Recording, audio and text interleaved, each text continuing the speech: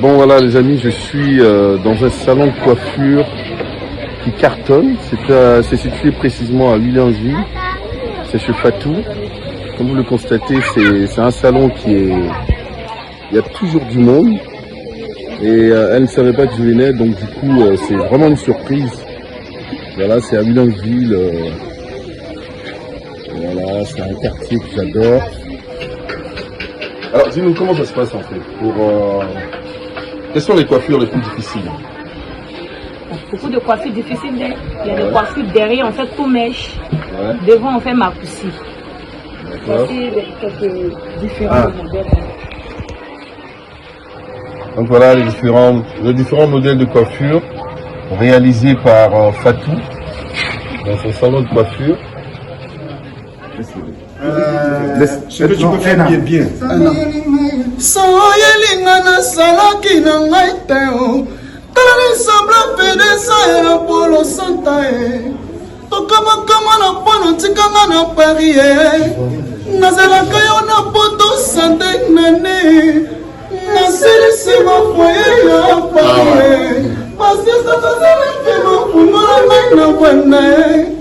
Dimanche na putomana kena losambo na moneli zambe alakisi na sima shwayo trope asara ke mukala pele tena fatike mai na zona mama souffrance leki awana Paris. Les Ivoiriens, ouais, chanter.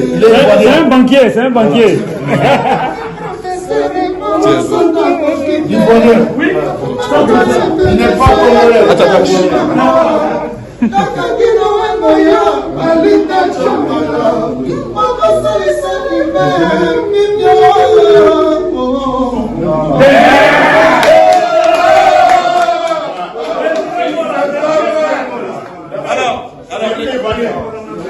Alors les amis, c'est un Ivoirien qui a tout le répertoire de Ferré.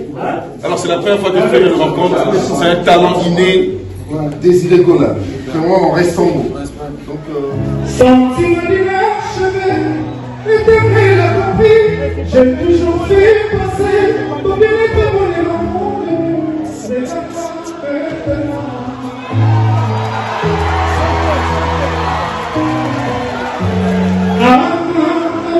Nous sommes liés,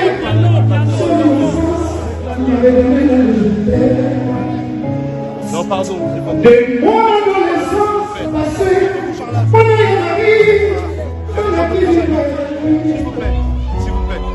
et je me suis perdu, la fille blanche qui ne veut pas quand je le sens s'avancer dans ma main, j'aurais protégé contre ce réveil.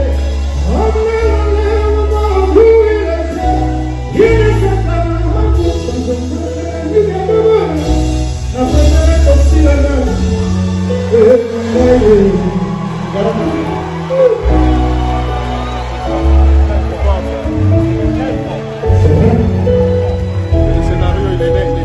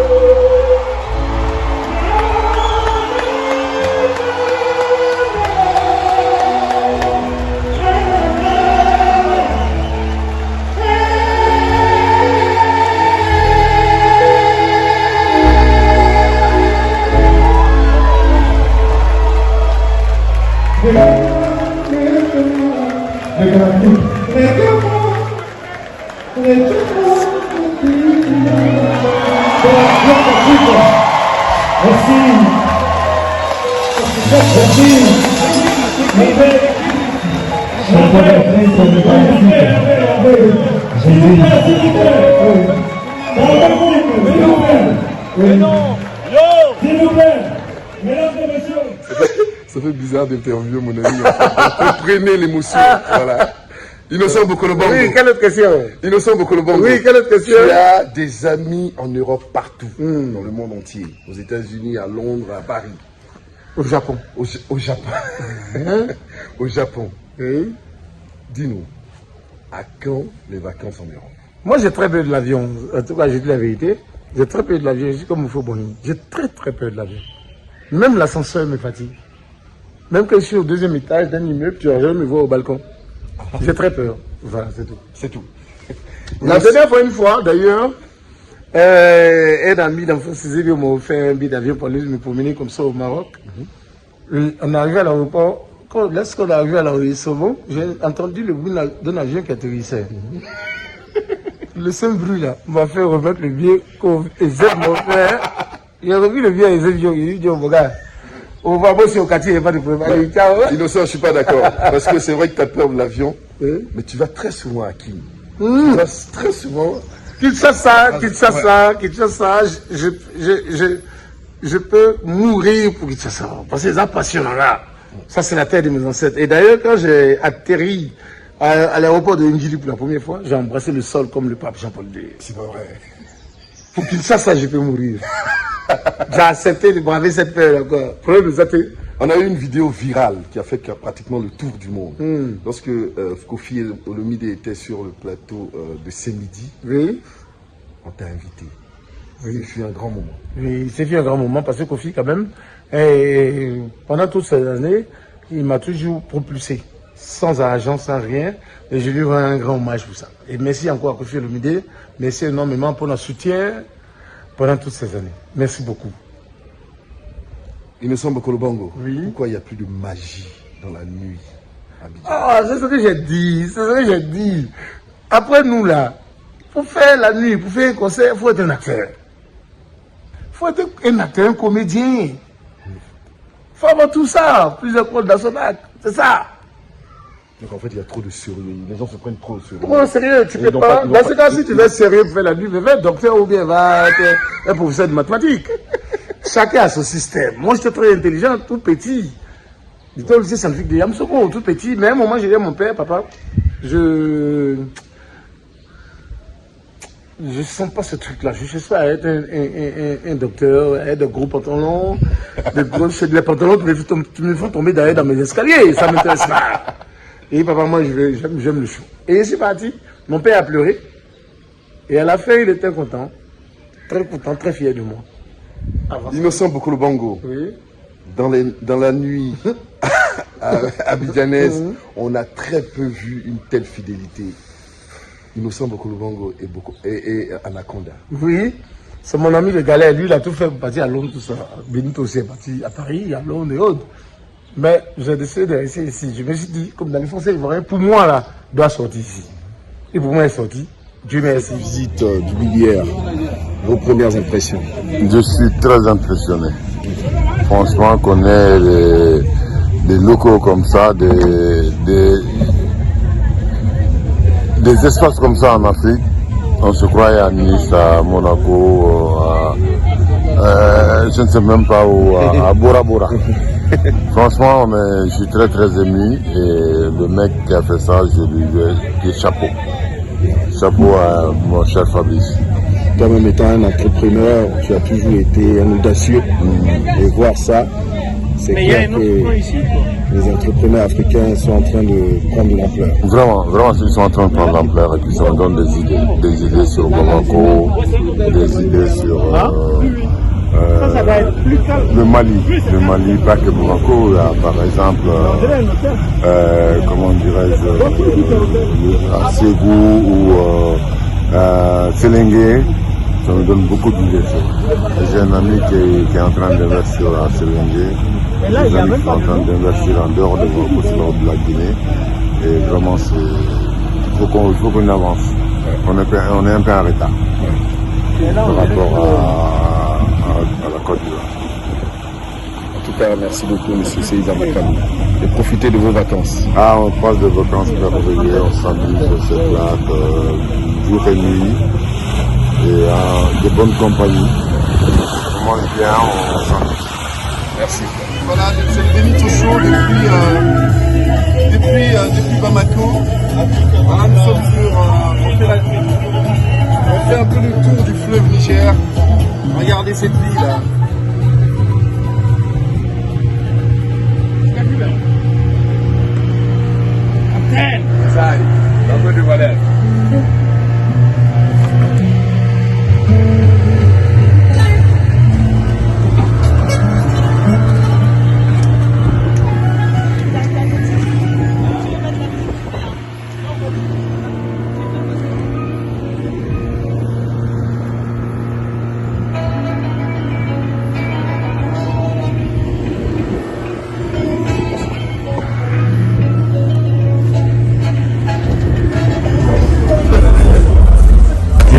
Benito Mohamed, restaurant en Afrique, depuis Paris. La plus belle adresse. Oui, la Ligue des élégants. Alors, mesdames, mesdemoiselles et messieurs, bonsoir. Nous sommes très honorés ce soir, car le lifestyle, c'est le place to be depuis Londres, depuis Paris. On sait ce qui se passe ici, c'est l'endroit où il faut être pour être officiel à Abidjan. Et c'est ainsi que ce soir, nous avons la présence d'un opérateur économique africain nommé et gagnant à 4 reprises comme étant l'un des Africains les plus importants de France. Il est là ce soir, M. Seyba Makalou, le propriétaire du plus grand restaurant africain à Paris. Seyba Makalou, il est là. Au numéro 26, Sarah Venu Corentin Carillon, Paris 19e. Et nous sommes là. Il est très discret ce monsieur. Je préfère taire son nom. Mais on le connaît ici. On le connaît à Abidjan depuis 3 jours. On écumule un peu la Côte d'Ivoire. C'est la grande famille Diarra. Je préfère rester là. Votre serviteur Benito de Londres, animateur numérique, l'autre côté. Merci. Merci. Merci Benito. Parce que depuis là-bas, vous savez qu'Ourgan Fouga c'est 1235. On va manger sur la terrasse. Ça vous dit pas quelque chose? C'est bien avant la Révolution française, tout ça. Si, justement. Et déjà, dans le préambule de cette charte, on dit que tout le monde a droit à la propriété privée. Nul ne peut ôter la vie à un autre. C'est vrai, c'est une constitution qui avait une tendance un peu esclavagiste, mais tout est organisé. Les 12 provinces, chacun avait son indépendance, son autonomie, et Soundiata chapeautait. L'impôt, comment on payait, la gestion de la terre, tout ça, les mariages, l'organisation politique, voilà, c'était une constitution. Ça veut dire que le mandat, nous sommes en avance, même si, soit la Révolution française de 1789, votre famille 14 juillet. C'est fort ce que tu dis, hein? C'est énorme. Mais c'est réel aussi. C'est clair, justement. C'est ça. Ouais. Le Benito. Ah ouais. Là, c'est. Ça, c'est des hybrides qu'on donne, quoi. On donne pas tout. On donne pas tout. Parce que la science, c'est le plus grand complot que les intellectuels font contre les profanes. Tu as compris ça? Et comment combattre ce complot alors? On ne peut pas. La vie même est si faite. Donc on laisse faire. Mais où sont passés les intellectuels africains pour, Est-ce qu'il y en a? Il y a des diplômés, mais il n'y a pas d'intellectuels africains. Ah ouais, c'est intéressant ça. C'est une grande différence. Faire des études dans des grandes universités, Paris, Sorbonne, Panthéon, machin, Villetanet, tout ça là, et bac plus 20, 25, rempli, mais ça ne veut pas dire qu'on est intellectuel. Un intellectuel, c'est un homme engagé, un citoyen, qui a de l'engagement, qui a de la passion pour son pays, qui participe au développement de son pays. Mais bombarder de diplômes, ça ne veut pas dire qu'on est intellectuel. Alors, il y a une grande différence. Et malheureusement, en Afrique francophone, surtout, on n'a que des diplômés. Voilà. On peut aller maintenant. Grand moment. J'adore. Quand tu t'assois avec lui, c'est une bibliothèque. J'adore. Ah, Benito Show. Depuis Bamako. Les images de l'anniversaire. Ouh, le Benito Show. Imaginez, je suis où là? Ah ouais, vas-y, va. Bouge pas, t'es à Bamako, t'es chez toi, sois les bienvenus, t'es chez toi, fais comme tu veux, tu es bien accueilli, tu vois, t'es dans la maison. Ce que tu nous as appris là, on a ramené ça à Bamako. Exactement. Le président de la Ligue des élégants est à Bamako. Et devinez où il se trouve en ce moment? Chez Famadem. L'homme qui fait... Vraiment, regarde, imaginez. Benito est à Bamako chez Famadem. La Ligue, respect. On n'attend plus d'aller à Paris pour faire des shopping ou à Londres. Vous voyez, il y a le corona partout. On se contente de Famadem. Lui seul. Il est à Paris, il fait des achats, il fait des ravitaillements, il nous envoie, nous on balance. Quand un homme comme Benito valide Famadem, moi je pense que le message semble clair. Tu as tout compris. Alors Benito, c'est un grand frère à nous, c'est un grand frère qui nous a toujours inspirés. On était dans sa mode, dans sa gamme, dans sa vibe à Paris. Il nous a appris comment faire pas à pas, on a pris ses pas.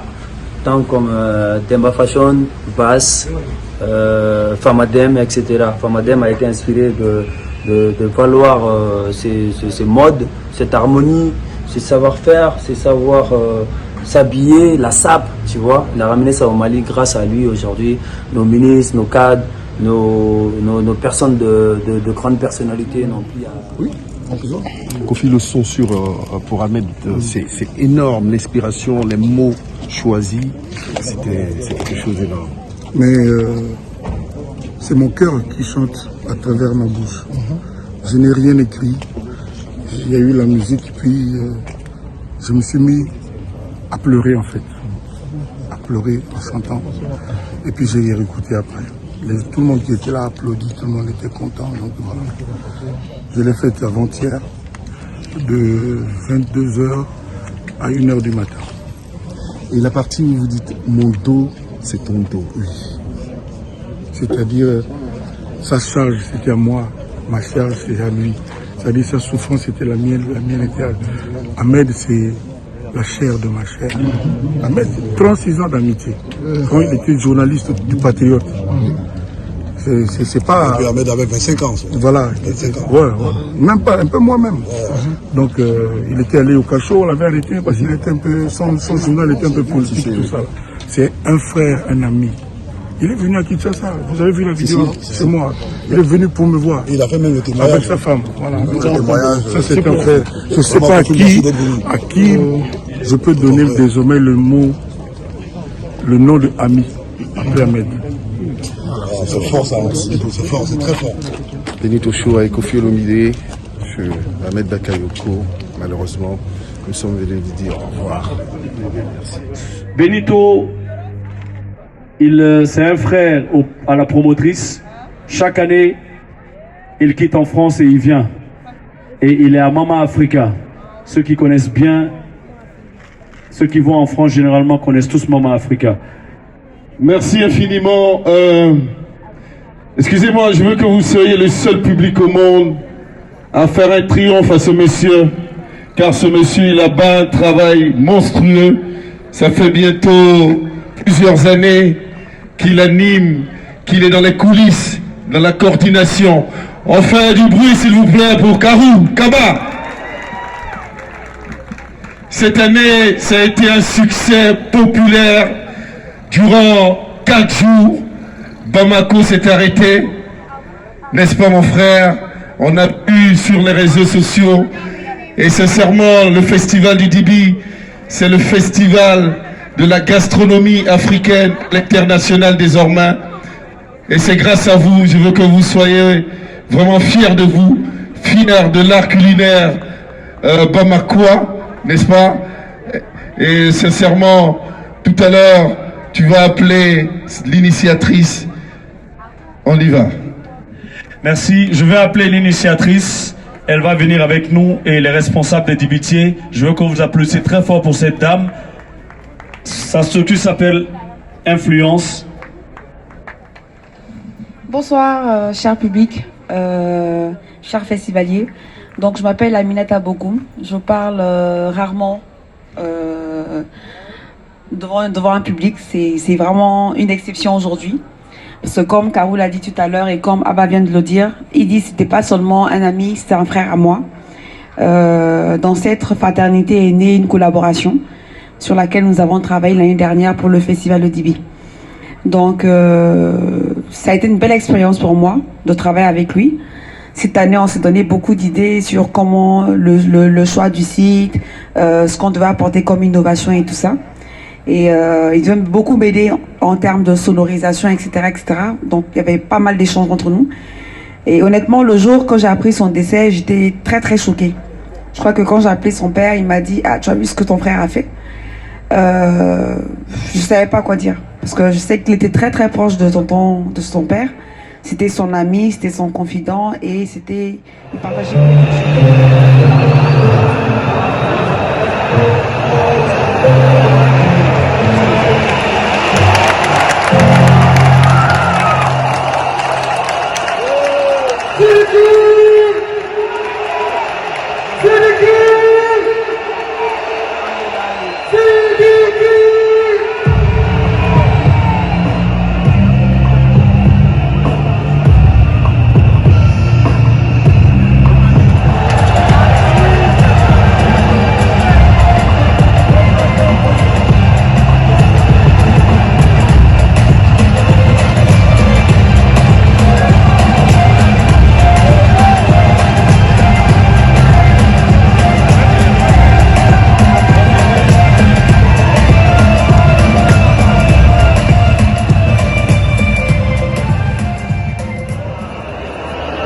Il était quelqu'un de très bon, quelqu'un de très bien.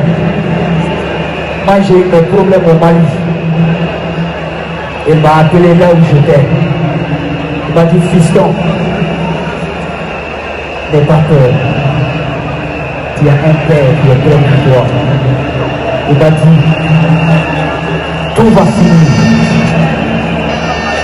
Quand tout ça va finir, tu vas venir. On va aller faire les vacances à Syrie et après on va aller chez le roi du Maroc. C'était notre dernière parole. Il m'a promis d'être là. Aujourd'hui, on est tous là pour lui. Qu'il va en paix, qu'il nous pose en paix. Je veux dire aux autorités ivoiriennes, s'il vous plaît, on sait que Ambar était notre père. Mais n'oubliez pas la famille de Fédibé à la France, s'il vous plaît. Ne les oubliez pas, s'il vous plaît. C'est très important. Ne les oubliez pas. Sa femme, ses enfants, sa mère, la Chine.